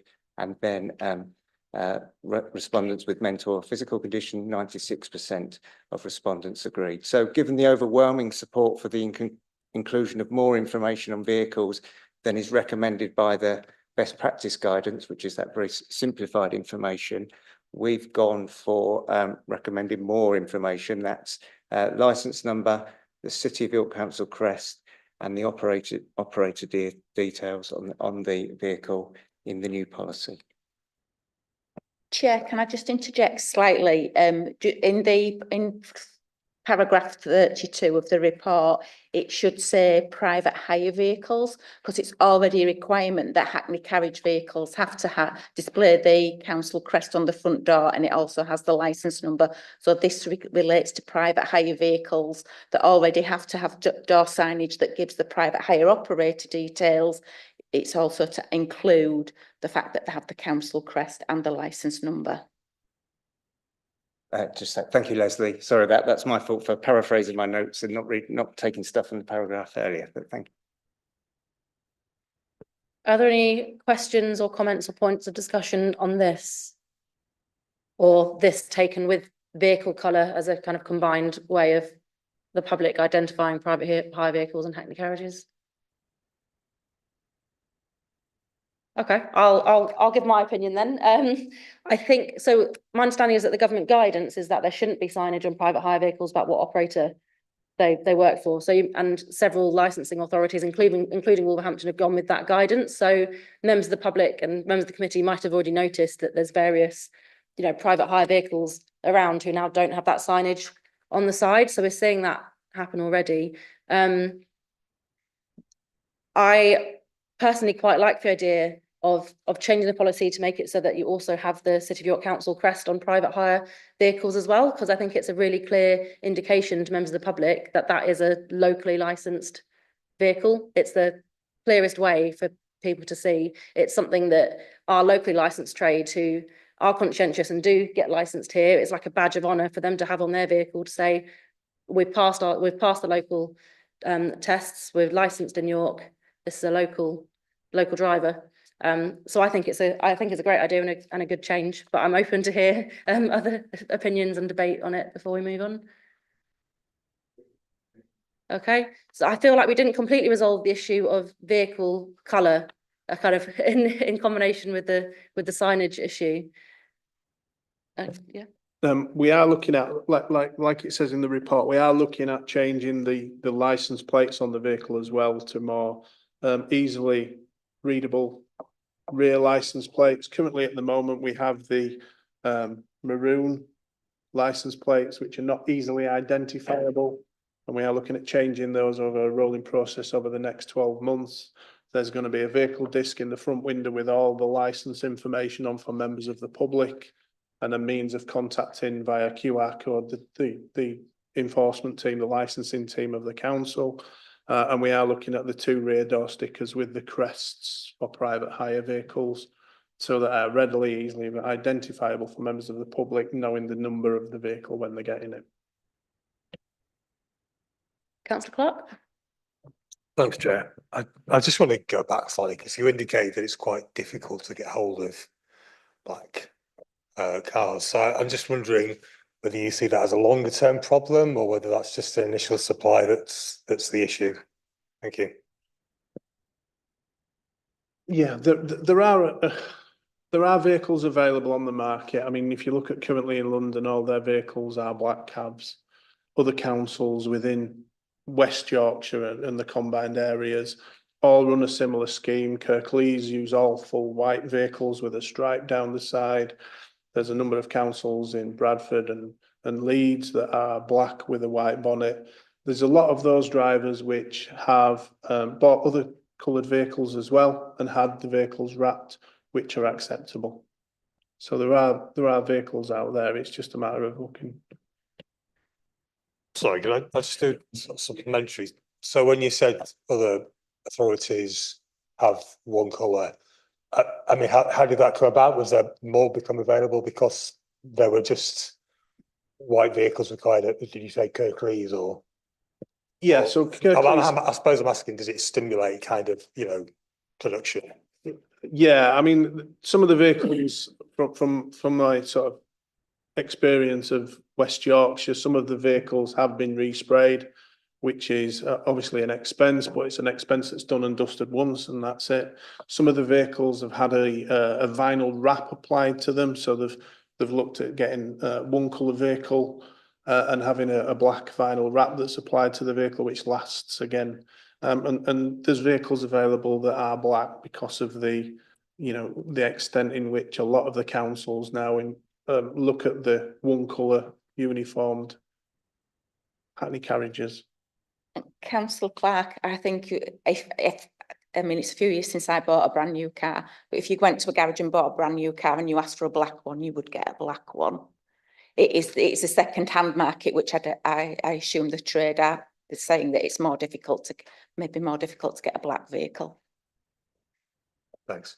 Okay, are there any other questions on vehicle colours, livery, door signage, or anybody wanting to propose any amendments to the draft policy at this point? Councillor Avillius? Just one question. So currently, the way we would recognise a hackney carriage is that we would have the sign on the roof. That's the differentiating factor, is it? So the black would be in addition to having that on the roof. Yeah, currently vehicles can be any colour, red, green, yellow, whatever colour that is bought. What we're looking at is to have a uniformed colour with the roof sign on, the plate on the rear, and the two big council crests on the front doors. So it's easily identifiable. Councillor Mason? It's just another observation actually about black cars. I know before when we've had different policy changes, we sometimes get lobbied about kind of executive cars or chauffeur cars or airport run cars or whatever else. And obviously I imagine they're all black or normally black. That's the colour you would go for. And I imagine they're private hire. So it might impact on those types of vehicles as well. Yeah, it is in the policy, councillor, that there is an exemption for executive vehicles. They apply for an exemption not to display plates for significant reasons of exemption, for exclusivity. Okay, I can't see any more hands. So before we move on to the next topic, I'm going to propose we take just a short break, just 5 minutes, and then come back to move on to the next topic. See you all in 5 minutes.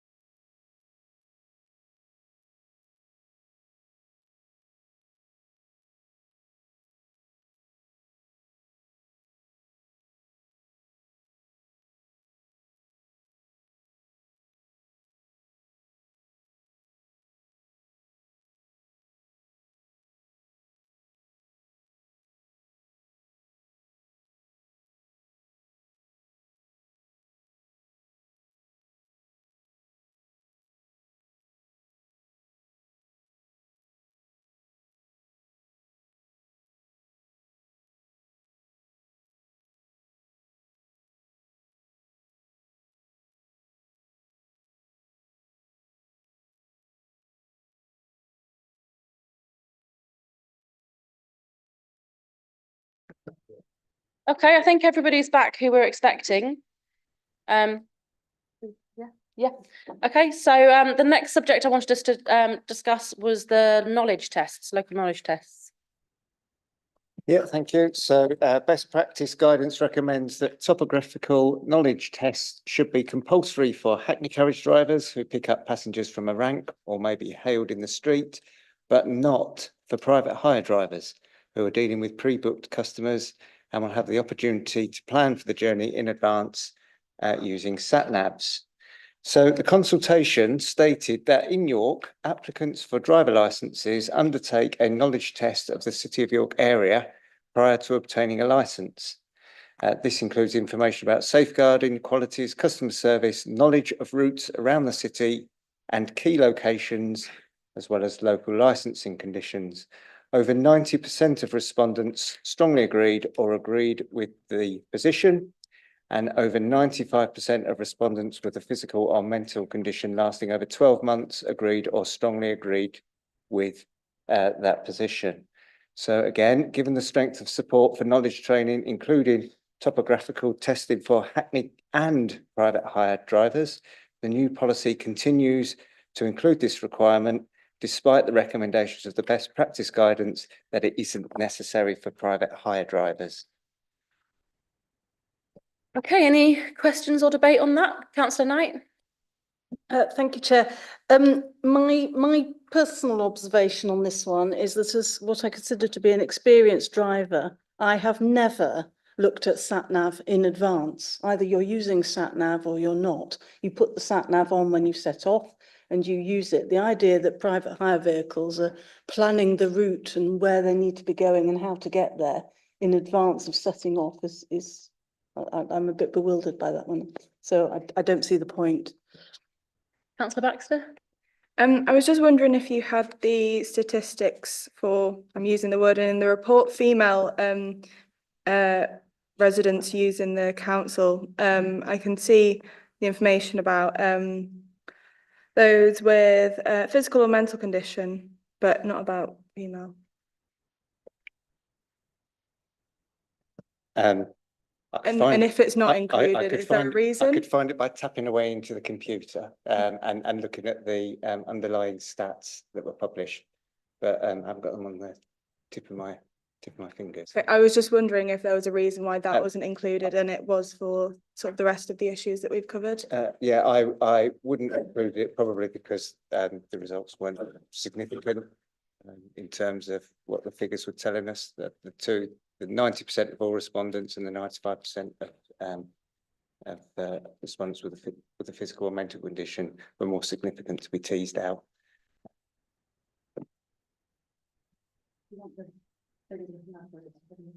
It would be helpful if you had them. Yeah. While you try and find those statistics, I'll just see if anybody else has their hand up. Councillor Avillius? I think I mentioned this previously, but I'm not quite sure if it's in here or not, but I just wondered if part of our knowledge test could be some cycle awareness training. We can include that. We are running courses from our council for drivers in the near future in relation to cycle awareness training as well. But yes, take that forward. Any other questions or points of discussion or possible amendments? Councillor Mason? I'm just sharing my views because similarly I've got to go at 6:30, but I think again I don't think this is contentious. I think we should keep the test.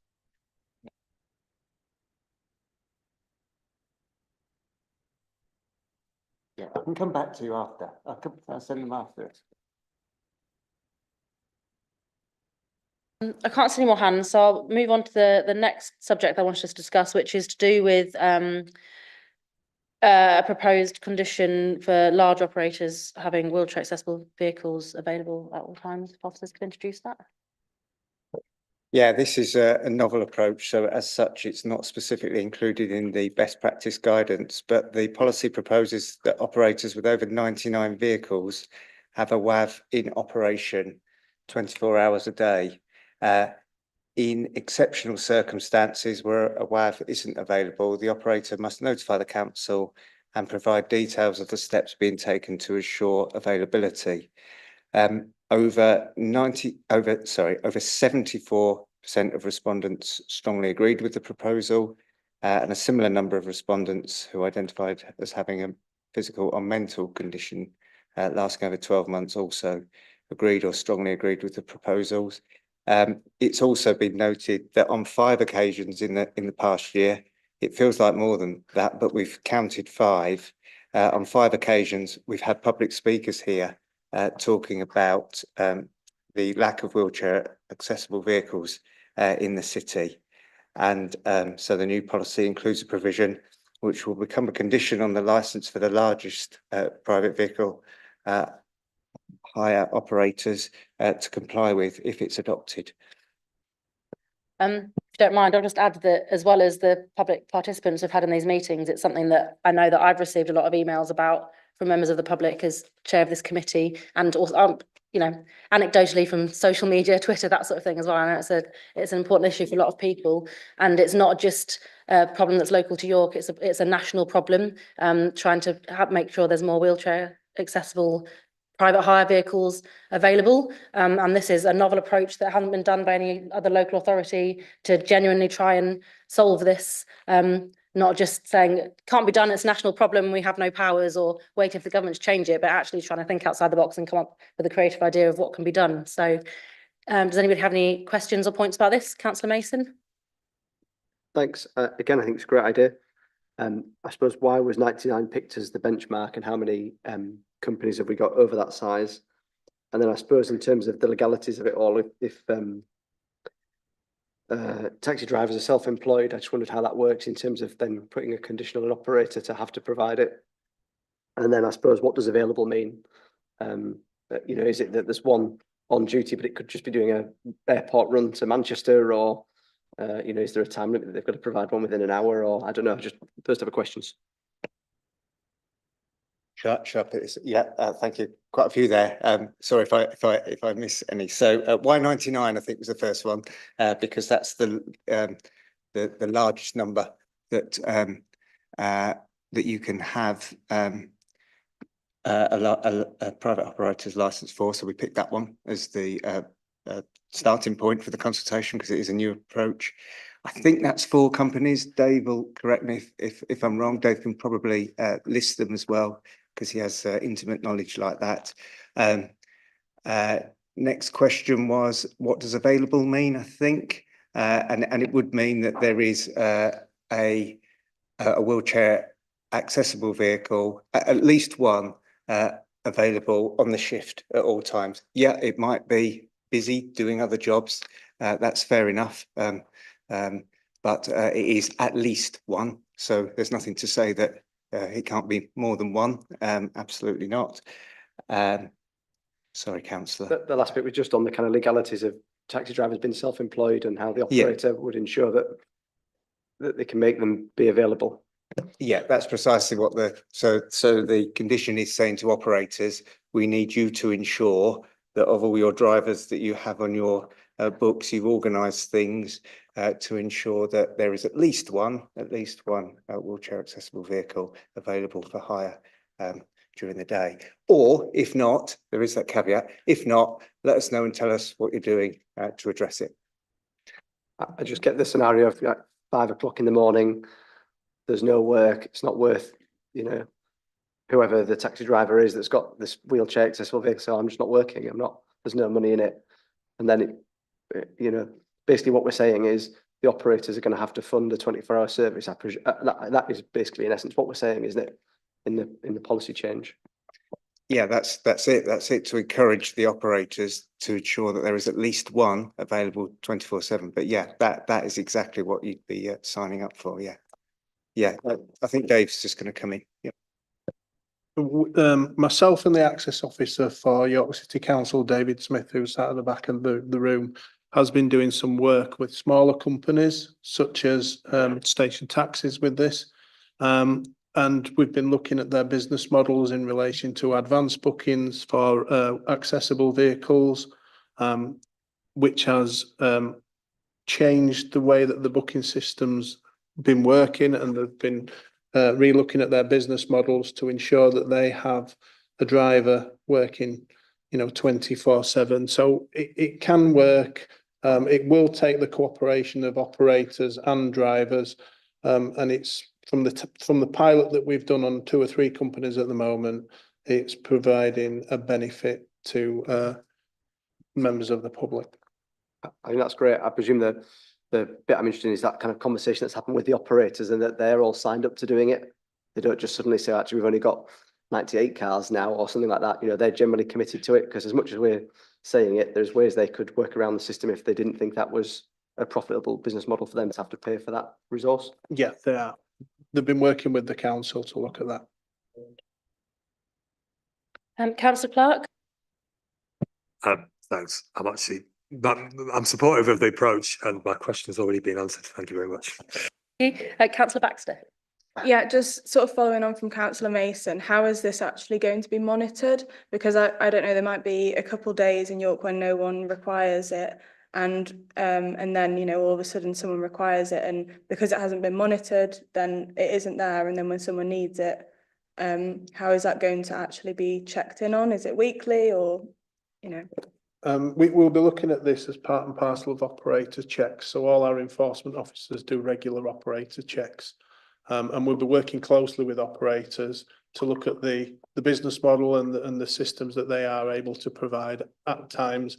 We understand that there may be times where a vehicle might be getting serviced or that they've not got vehicles available, and we'll work with operators to try and assist where possible. Yeah, just because I don't know, how often are the operator checks? Currently we do an operator check annually. But we are then looking at any other compliance issues where drivers, and we are speaking regularly to the bigger operators in relation to compliance. Councillor Nichols?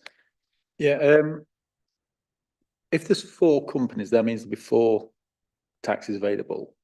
Is there the possibility of a bartering system between them, that if unforeseen circumstances in taxi company A, they can say, we can't provide somebody, but if company B can help us out this week, then the following week A can help, vice versa. So in theory, we will always know if there's 4 companies, 99, there's always at least 4 vehicles.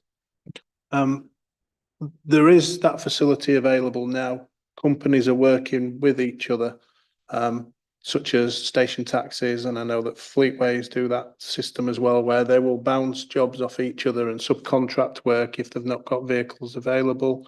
There are other companies out there as well that are in that. So it is something we are looking at as a council, to have a one system booking facility, and I know the access officer for the council is looking at that.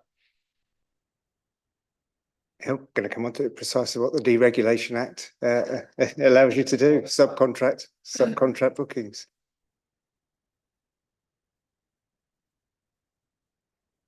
Are there any other questions or points of discussion or possible proposed amendments to this part about large private hire operators and wheelchair accessible vehicles?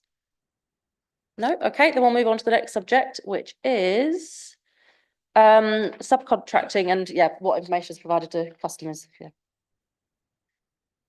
Yeah, thank you, Chair. So we're all well aware, we've just been talking about subcontracted bookings and apps enabled non-York licensed taxis to fulfil journeys in the city. I'm not going to rehearse all of that here, you'll be pleased to hear.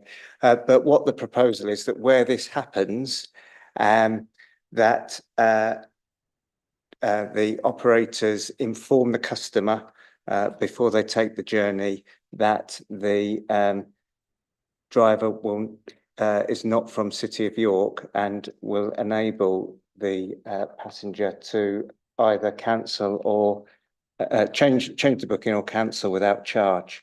Over 79% of respondents strongly agreed with the proposal. I don't think I need to say any more than that. Yeah. Again, this is a national issue which all over the country licensing authorities are trying to deal with. And again, it's another kind of outside the box creative idea to try and do something to solve this issue that has come up at committee a lot of times, I know. So are there any questions about this or points of discussion or anything? Councillor Waters?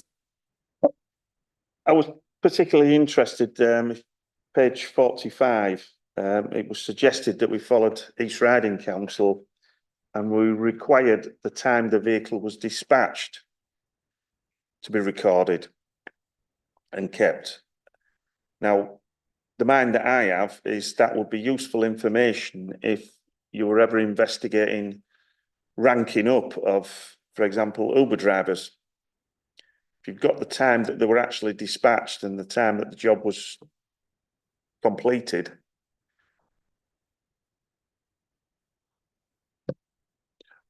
With these latest modern booking systems, that's all incorporated in what's called the GPRS trail as well. So every time that the driver presses to accept that job or it's dispatched to that job, it's all recorded within that system. We actually get a GPS trail as well. It's a little bit like a snail trail through the city in relation to drivers' journeys. So a lot of the new modern booking systems that operators have got, that's all incorporated. So you have access to that? Are those records kept then? They are kept, yeah. Right. Yeah.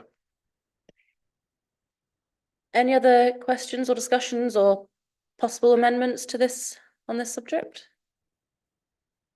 No, I can't see any hands. Okay, we'll move on to the next one then, which is licence penalty points. I'll ask officers to introduce this. Yep, so again, statutory standards this time state multiple motoring convictions may indicate that an applicant does not exhibit the behaviours of a safe road user. The current policy recommends that drivers who accrue 7 or more penalty points have their licences revoked, have their licences reviewed for consideration for revocation, and often they are revoked. There was a consistent theme in the responses that the current limit of 7 points is too stringent and inconsistent with the approach taken in other authorities. So as a result of the feedback, the policy position is as per paragraph 45 in the report, and I'll paraphrase it because it's quite long, but in summary, new drivers would need to have less than 7 points. Existing drivers going over 7 points would need to do an advanced driving test. And only once they reach 9 points would they be considered for revocation. But if they've already done an advanced driving test previously, then that would count against them, and this offer wouldn't be available, although each case would be determined on its merits.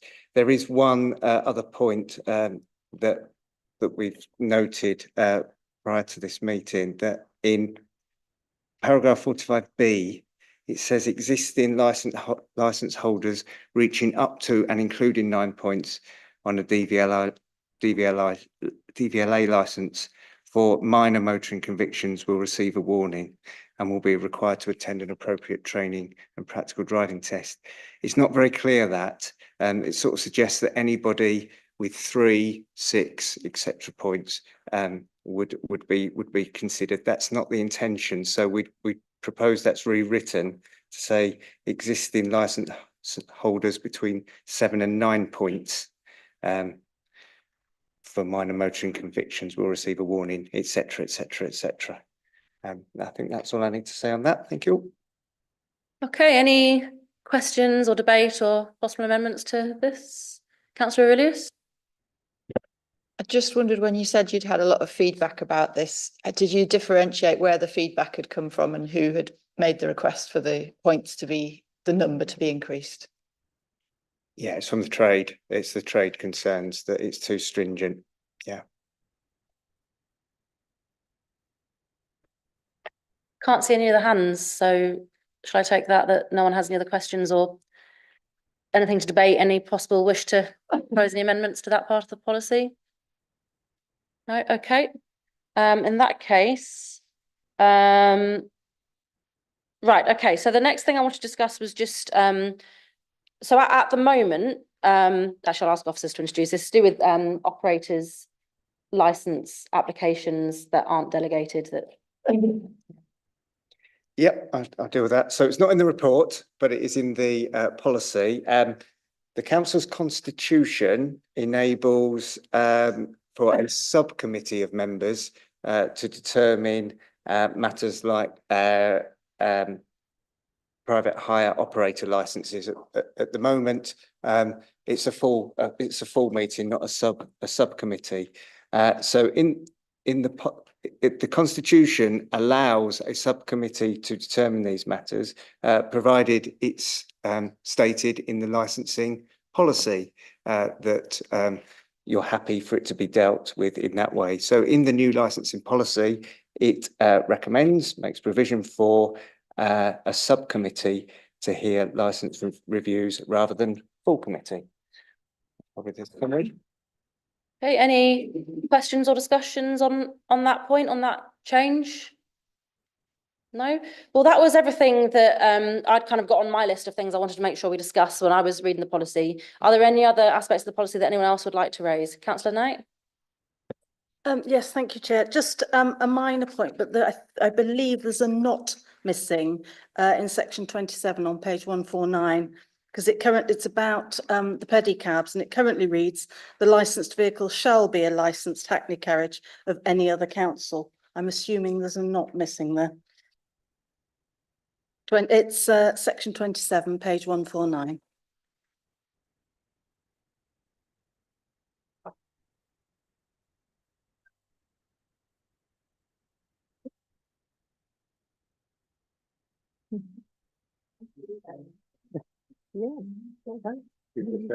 It's sub-editing experience. That's what it Yeah, is. thank you for that, Councillor. All for England on the subject. Councillor Kilbane? Thanks, Chair. One of the public speakers raised the issue of children travelling in the front seats on home to school contracts. Now, can we just be clear in paragraph 47 in the report, which I think alludes to the concern that was raised, that is specifically about home to school and other education contract journeys that have made a risk assessment to make sure that the child is carried safely, but the children can be carried on those contracts, just because there seemed to be a lack of clarity or a concern from the trade that was not the case from the public speaker. Yeah, it's good, but the provision is intended to deal exactly as the speaker intended and allow children to be in the front seat, provided they've got a proper seat, provided they've got a seat, which is exactly what the speaker was describing, that you know, they make preparations, they carry the right seat, therefore they should be able to carry passengers in the front, and that's what the condition is aimed at.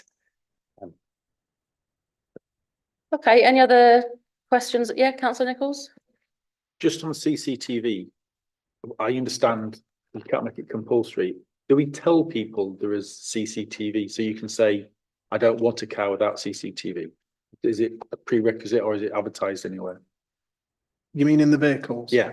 Yeah, there's a requirement from the Information Commissioner to display certain signage on vehicles. They are checked at annual inspection, and there is a certificate that drivers or the data controller needs to apply for with the Information Commissioner. That's all checked. But if somebody that wants a taxi and it turns up and it hasn't got CCTV, but they want it, is there a way that the taxi displays, I've got CCTV?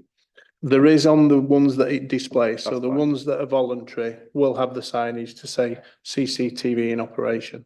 Where is that? It's on the doors as you go in. Yeah. I was just going to pick up on the CCTV requirement as you've raised it. I don't think we should underestimate that the impact of being a data controller. So what that means is that if we require CCTV, any insurance company or anything that wants access to the CCTV footage, you know, if the car's been in an accident or anything, they'll come to us and as data controllers, because we've mandated that you must have CCTV in a vehicle. That would have a resource implication for the council, for the City of York Council, which is obviously, because it wasn't proposed, it's not in the report to illustrate that there would be an HR implication in that we probably need more resource to administer that, because it would be quite onerous. Councillor Waters? Thank you, Chair. Just going through consultation responses again. It was flagged up about the fare increases having to be agreed by the various trade associations. Is that really practical now, given how fragmented the representation really is? As has been referred to here, one association could hold all the rest to ransom.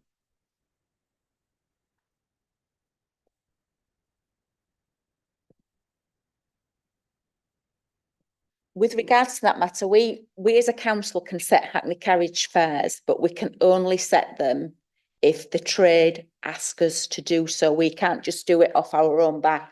The trade has to approach us to do so. So we thought, rather than just one association coming to us and saying, we want the fares increasing and we want them increasing by this amount, we've said that we would like the agreement of all associations that the fares have increased. So again, the question is, if one association dissents, where does that leave the potential fare increase? We would have to consider the grounds on which that association has decided that they don't want to be party to the increase.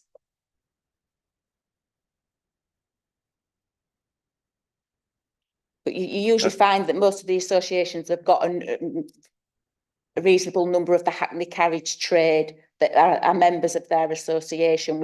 An association isn't just one individual person. They are representing a body of the Hackney carriage trade.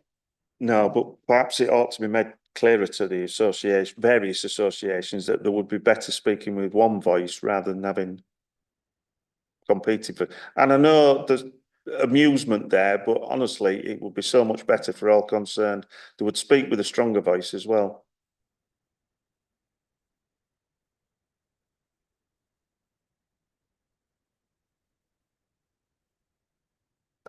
Are there any other questions? Councillor Villiers, yes. I just wanted to come back to the points thing. I'm a little bit uncomfortable with the raising it to 9 points, just because we want our taxi drivers to be really safe road users. And it says in here that this is compared to other local authorities such as Kirklees. How widespread is it? Is it just Kirklees, or, you know, how common is it that 9 points is the benchmark? A lot of the West Yorkshire councils now have adopted this. Leeds have adopted a similar system to 9 points. I know Wakefield have moved on to that. I think there's Bradford still on 7, but they're going to be reviewing that at some point. The 7 to 9 points, if you look at the point system itself, a driver accrues penalty points over a 3-year period. And depending how those points are accrued, and when the council takes action, it may be that if we did take action that is appealed by a driver, by the time that court process has run its course, that driver is back into compliance because 3 of the points may have come off. What we're looking at with this system, with the advanced driving test, is ensuring that driver meets a standard that is approved. So they may have accrued minor points for minor offences that have all linked together. What we're looking at by asking for an advanced driving test is that they still meet a current standard to be fit as a private hire or Hackney carriage driver. And that's why we've looked at the 7 to 9 points and the testing criteria.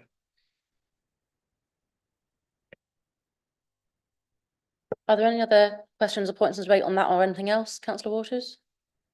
Sorry, just going back to consultation responses again, the one that struck me was the request for clarification as to section 74 and how you were justifying being able to exercise these powers. That has been before the committee before in relation to section 74 about the out of town vehicles. And there was information provided to councillors via a legal response in 2019. If we're on about the out of town. It was more the roadside stops and having the powers to direct them to go to Hazel Court. Right. Yeah. that's done under VOSA criteria. So there is always, when we're doing an evening stop, there is always a VOSA DVSA as it is now, tester available, which has the power to undertake that with the police. Yeah, the only clarification that there seems to be is asking how the police or yourselves have got the power to force anybody to go to Hazel Court for a check in an M1 classified vehicle. And they're saying the police only have powers to direct M2 and M3 classified vehicles to a test centre.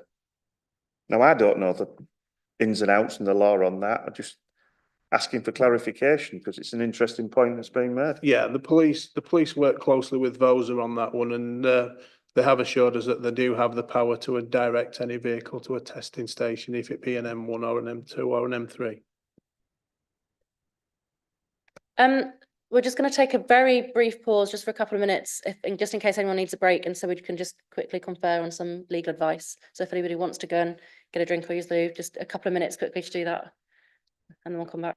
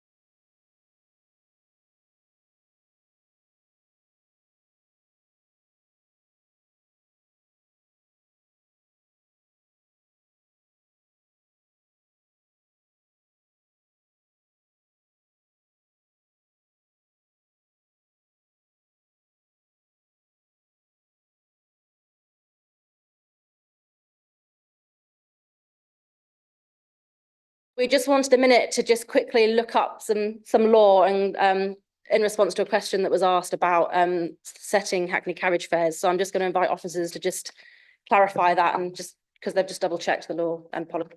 Yeah, councillors, we just want to clarify the setting of fares in Hackney carriage vehicles. The council can set fares in Hackney carriage vehicles, and there has been a slight amendment after consultation in section 63.2 of the policy. So currently, we would ask that the trade come to us in relation to any changes that they wanted to put forward. However, if there was a significant or major change in relation to the licensing fees, or things such as a major fuel increase or decrease, that councillors do have that option to review fares as well. Thank you. So are there any other final questions, points, possible amendments on any aspect of the licensing policy? No. Okay. So in that case, there has been a few suggestions of things that we might want to amend in the draft policy. One of them is about implementation dates for emission standards.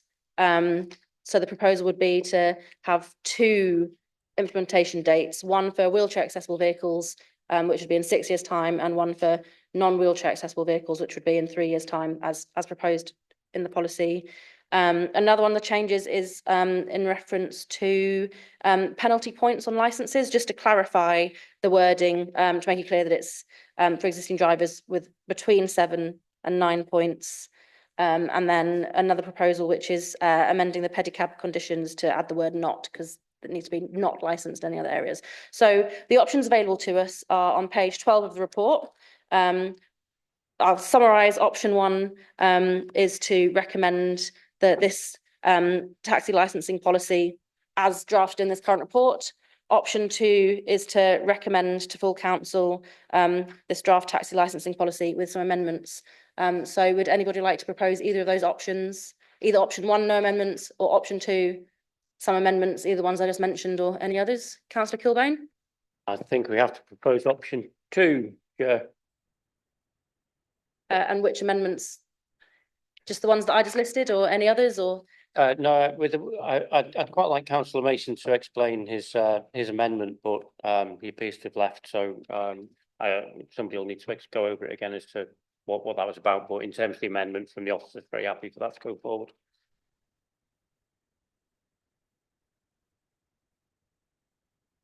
Yeah, so it's to do with the changes of the emission standards and when that would be implemented. What would be the phasing time for driver proprietors to replace their vehicles to meet the new emission standards?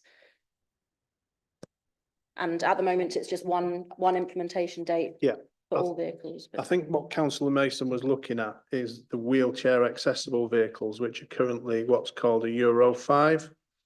And looking at, was it an extra 3 years for the Euro 5 with an additional test involved in that? So currently we are testing 2 times a year. It would be taking it to its maximum of 3 times a year. So I think that's the idea, is that it would be tested for the next 3 years up to twice in accordance with the policy, but having that additional 3 years on there with another test for a wheelchair accessible Euro 5, which would take it to a 2030. And the reason is to incentivise the licensing of wheelchair accessible vehicles. Yeah. I'm happy with those. Okay. Sorry, so are you proposing all 3 of those amendments then? I only had 2. So there was that one that we were just talking about.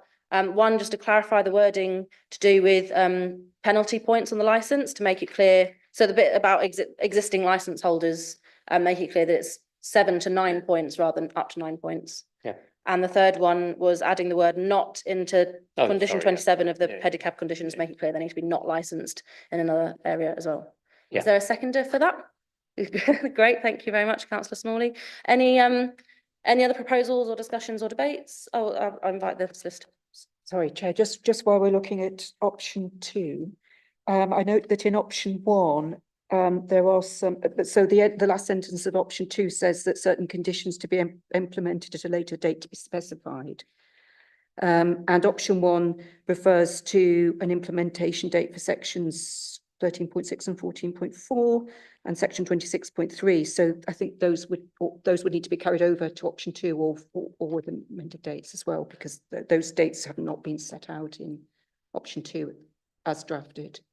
So I think my understanding of the proposal is that it's for the non-wheelchair accessible vehicles, the implementation date would be 3 years from the date that the policy is passed by full council, and for wheelchair accessible vehicles, it would be 6 years on from that date of approval through full council. So Yes, yeah, but there's also section 13.6 and 14.4, which relates to colour of vehicles. So there needs to be an implement date for that. That's what I was. If you look at option, if you look at.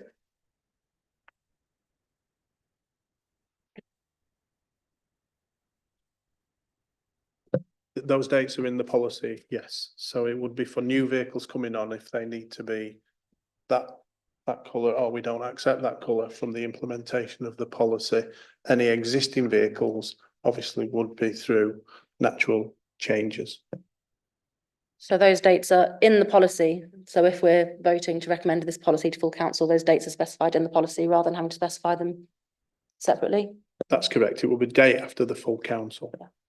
Sorry, I thought I saw them in square brackets in the policy as though they were draft dates. And it will be agreed by council.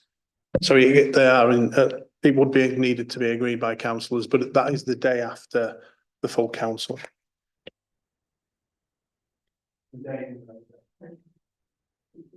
So these members do have to agree that the implementation of the policy is the 22nd Yes, of November this year, exactly. and that certain conditions come into force on the 22nd of November 2027. And then some in 2030. Yeah, sorry for not clarifying that. Yes, thank you, Jay. It's just that option 1 sets out implementation dates, and those implementation dates aren't set out under option 2, but they need to be carried forward to option 2 and implementation dates set out. Thank you.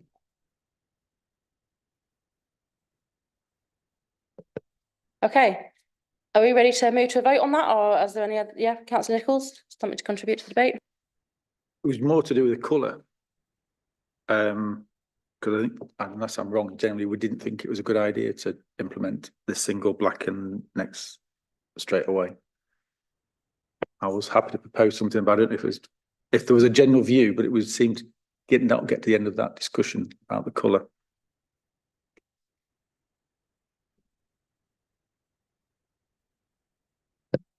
Yeah, just to clarify. So from the date of the implementation of the policy, what we're looking at is that any new vehicle coming on for Hackney carriage would need to be black. And any new vehicle coming on for private hire is any other colour than. For the existing licence holders, as it stands at the moment, it would be that natural transition in relation to whether or not the emissions is there. So in other words, if it's a Euro 5 standard saloon and it's 8-9 years old, they would need that 3 years then, which would be to change over, because it would be the emissions that don't meet the criteria, not the vehicle.